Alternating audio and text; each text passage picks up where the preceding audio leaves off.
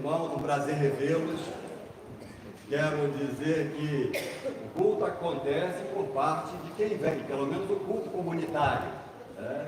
E o encontro acontece entre as pessoas que vêm. Então não vamos nos preocupar com quem não veio, pelo menos preocupar no sentido de afetar o nosso culto. Depois a gente fala, por que você não foi? Né? Mas aqui nós vamos estar voltados para a razão de ser que nos trouxe aqui, né? Que é nos reunirmos para esse encontro gostoso de comunhão, de confraternização, de adoração comunitária, de colocação de súplicas, de orações diante de Deus. Eu quero dar um bom dia, uma boa tarde, uma boa noite também às pessoas que nos verão, que nos ouvirão mais à frente por nossas redes sociais. Que Deus te dê bons dias e que você seja feliz, tenha paz e seja bênção no mundo em que nós vivemos. Estamos precisando de gente que se disponha a ser bênção no mundo, porque para ser a outra coisa está sobrando.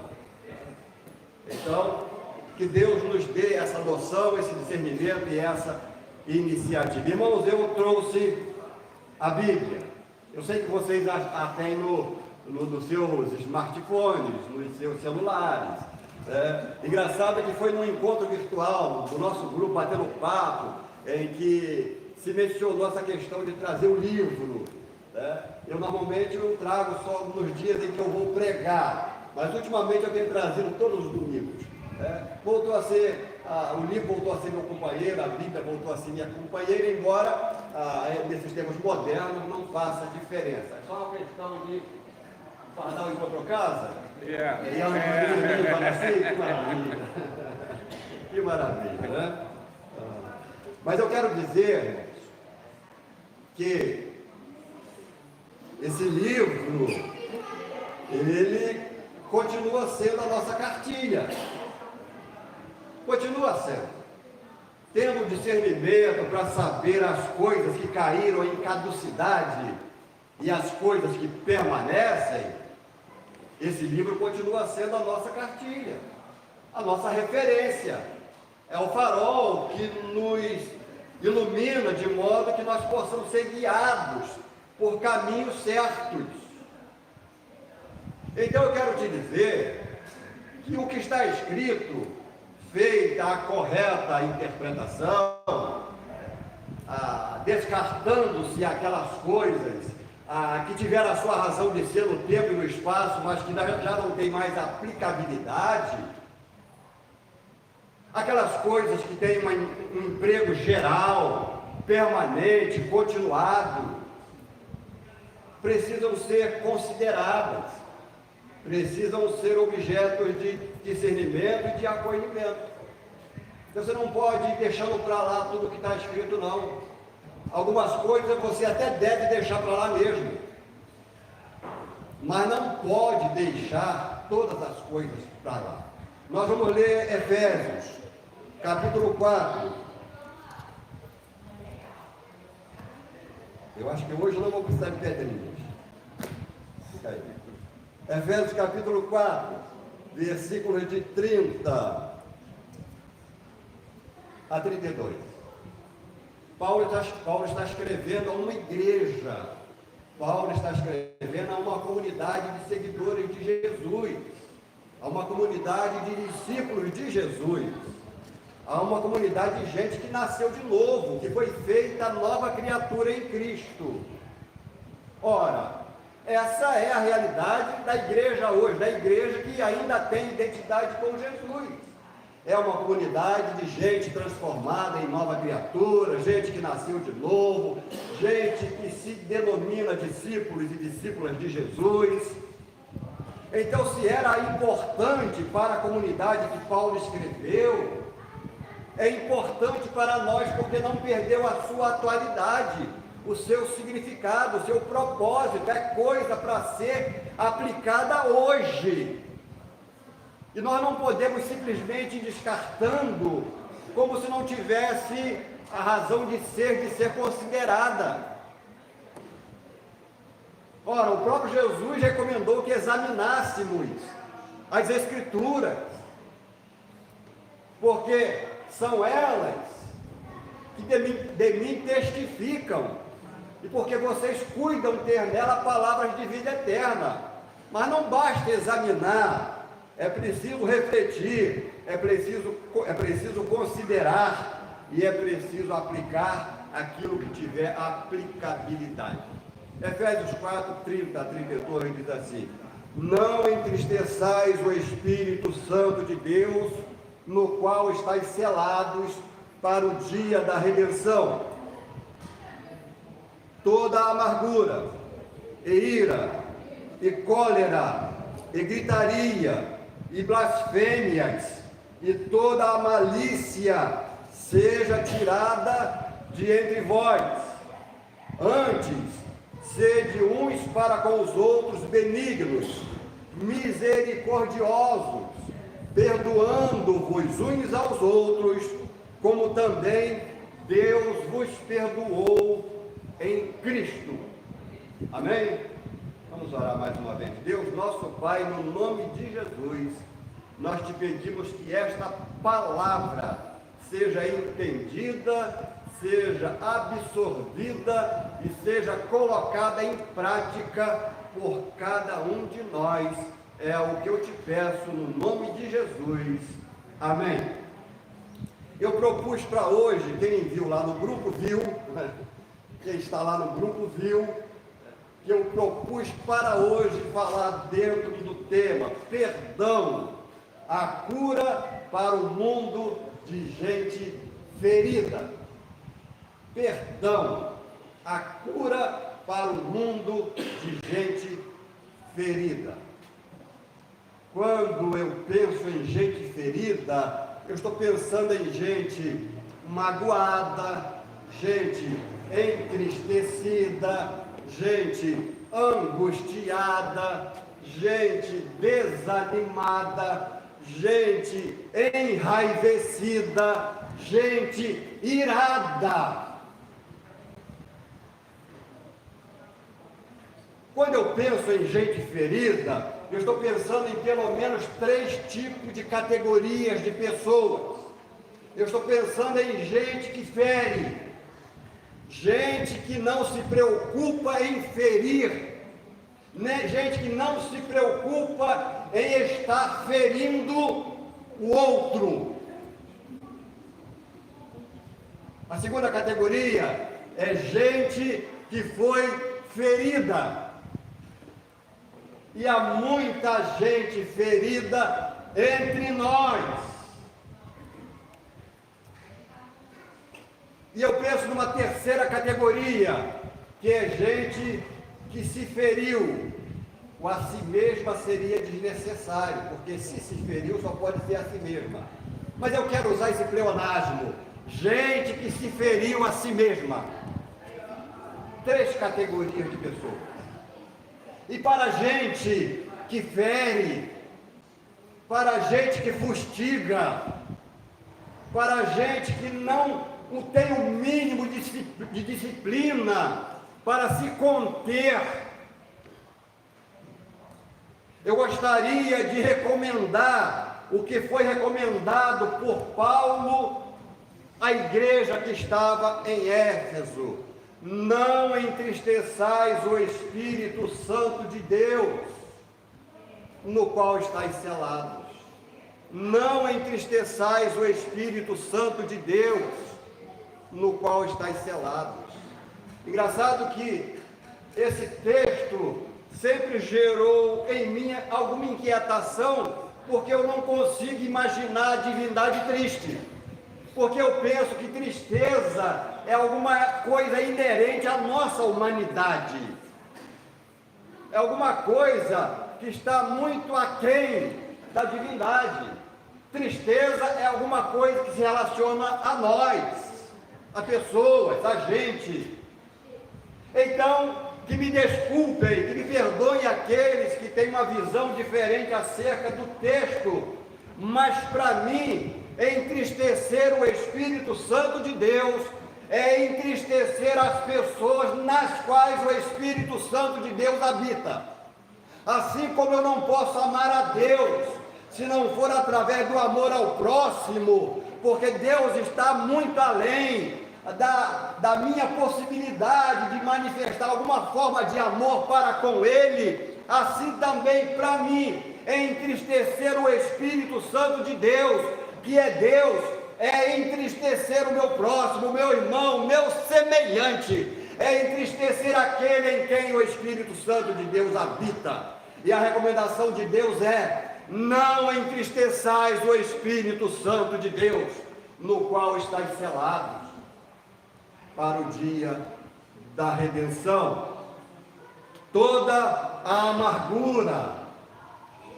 Você sabe o que é alguma coisa amarga?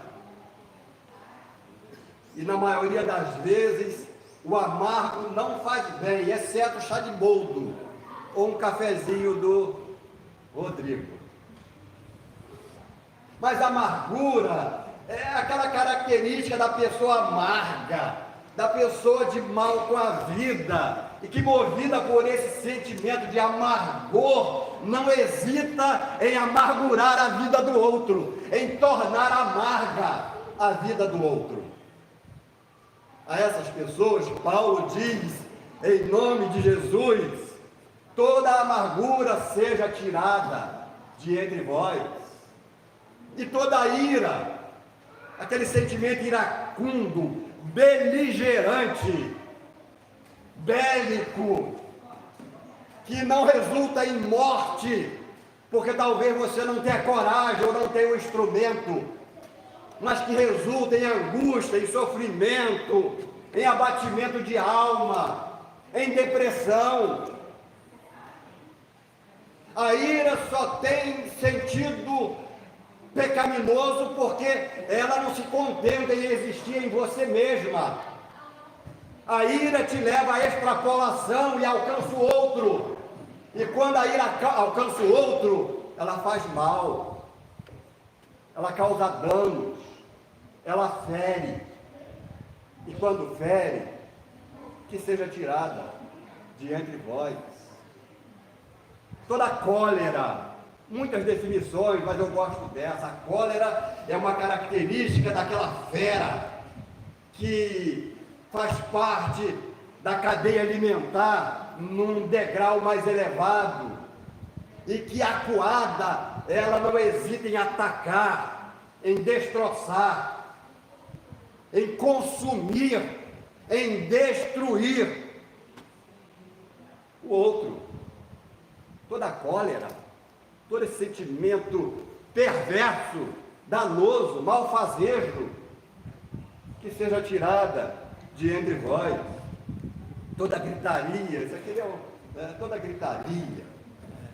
Talvez seja, nos dias atuais, aquela tentativa de ver quem consegue falar mais alto, quem consegue vencer o debate, quem consegue fazer a sua ideia prevalecer, quem tem a capacidade maior de mais ferir, de mais submeter, de mais agredir, de mais humilhar.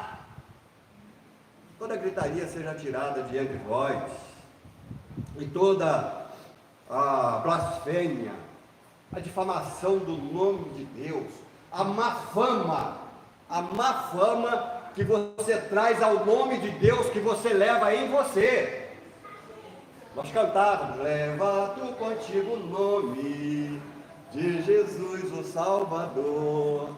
Mas se você leva com você o nome de Jesus o Salvador, e se você traz uma má fama para esse nome que você leva, você está blasfemando contra Deus. E que toda blasfêmia seja tirada de entre vós.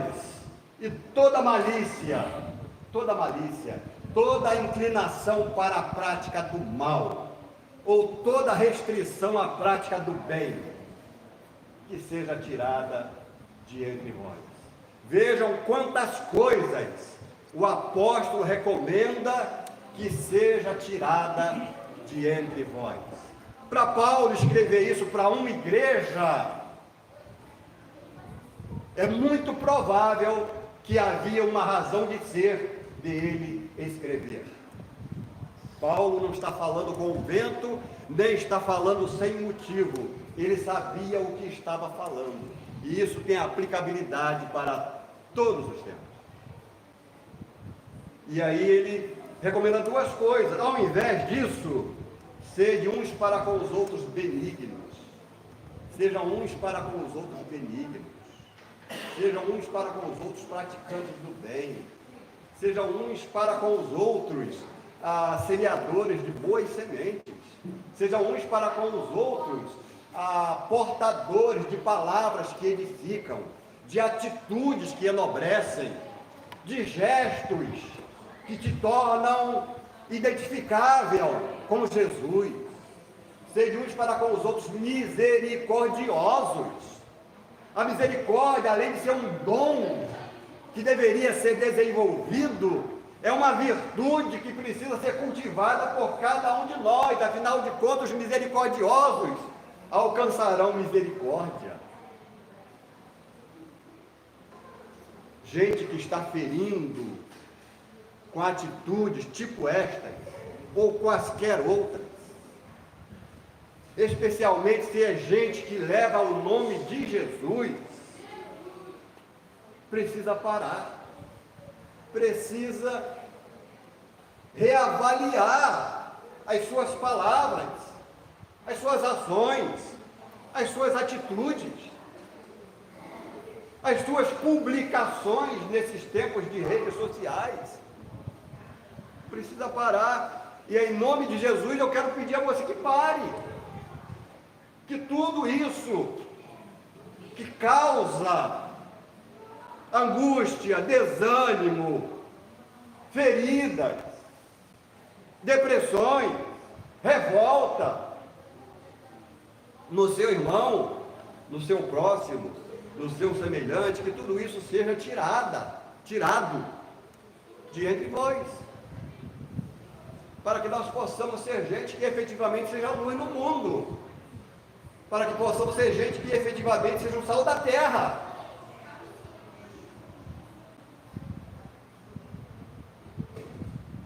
Se a gente que fere, a gente que é ferida. E tem muita gente ferida. Muita gente ferida. Mas para a gente ferida, eu quero recomendar o que Paulo recomenda: perdoai-vos uns aos outros, assim como Deus vos perdoou em Cristo. Perdoai-vos. Perdoai-vos, irmão. Não pode recusar o perdão quem precisa de perdão. E eu preciso do perdão de Deus todos os dias. E se eu preciso do perdão de Deus todos os dias, eu não posso recusar o perdão. Nesses tempos de redes sociais, e especialmente nesse tempo de uma doentia polarização entre segmentos diferentes, em torno de nomes, nós perdemos o controle da situação, nos tornamos soldados batalhando por causas que não são as causas de Jesus. Irmãos, a causa de Jesus pode passar pela política. A causa de Jesus pode até se utilizar da política, mas a causa de Jesus não pode ser substituída pela causa política. Entendam a diferença. A causa de Jesus é a nossa causa. Se vamos nos utilizar da política para implementá-la, que assim seja, mas não confundamos as causas. A causa política, especialmente do politicismo desses tempos, não nos diz respeito. O que nos diz respeito é a causa de Jesus. E de repente, você está ofendidíssimo, está magoadíssimo, está aborrecidíssimo, está infelicíssimo,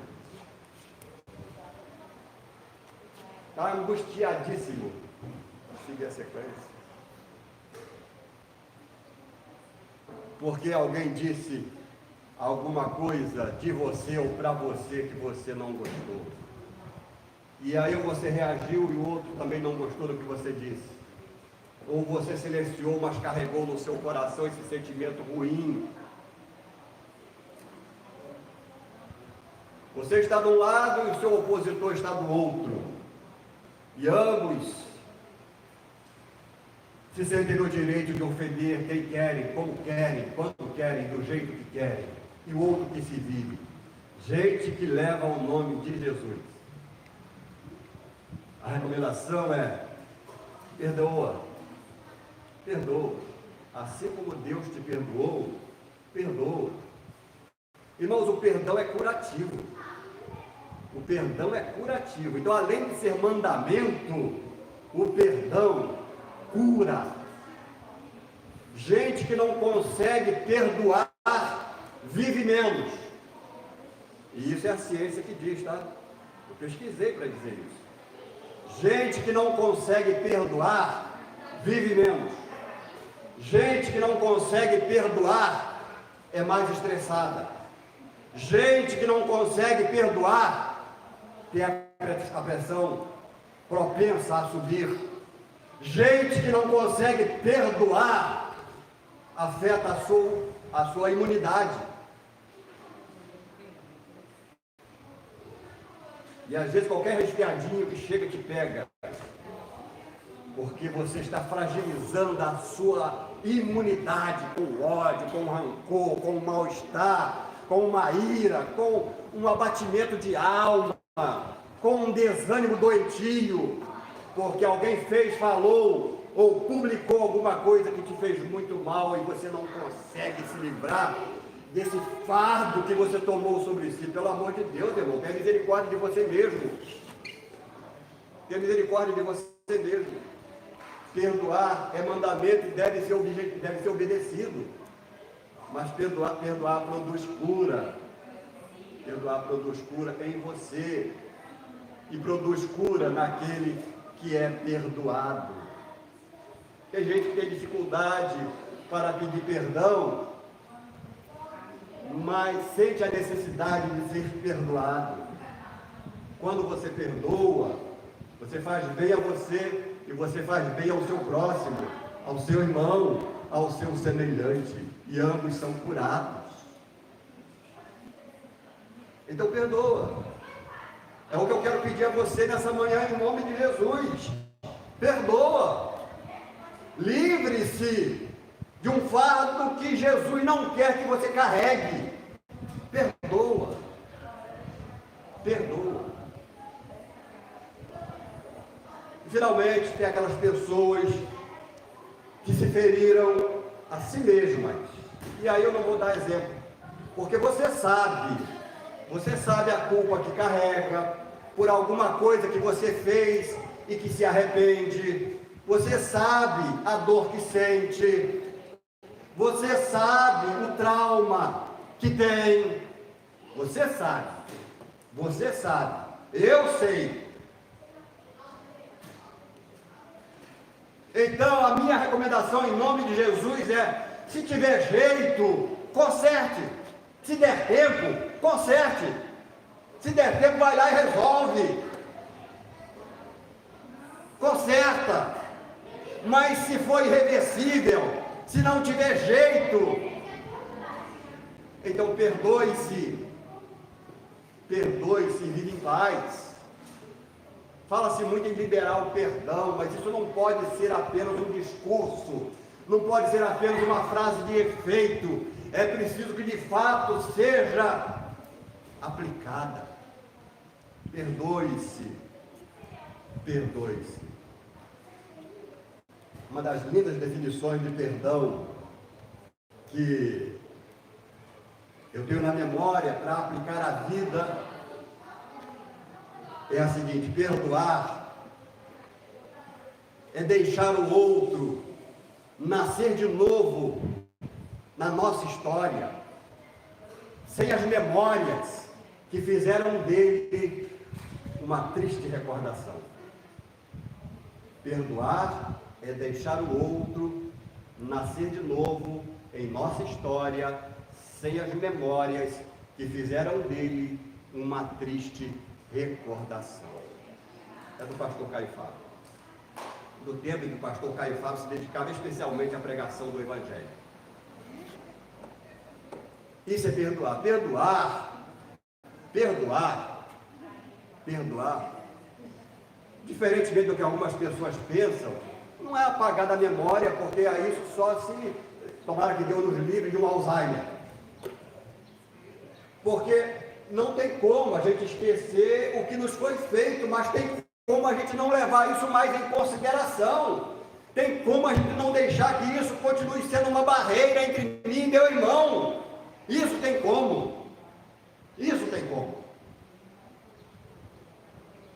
Então perdoe e vive em paz. Perdoe e deixa o outro ter paz.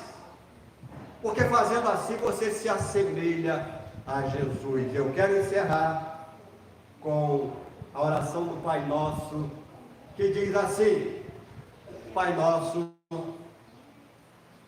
que está no céu, santificado seja o teu nome. Venha a nós o teu reino. Seja feita a tua vontade, assim na terra como no céu. O pão nosso de cada dia nos dá hoje.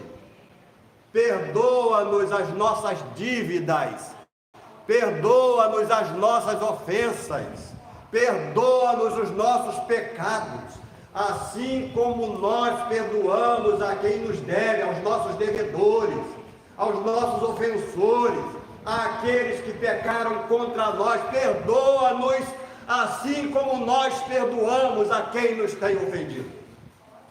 Você não pode fazer a oração do Pai Nosso e sair imune ao que ela diz. Esse é o chamado de Jesus para mim e para você. E eu tenho certeza,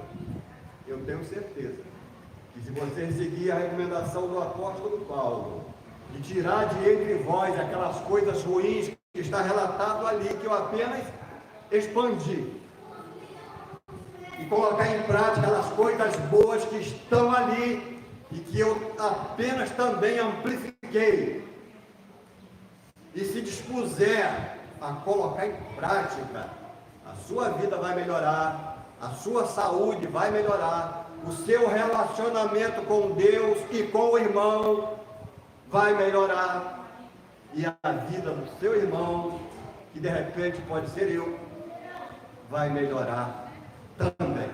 Que seja assim, meu irmão, em nome de Jesus. Amém.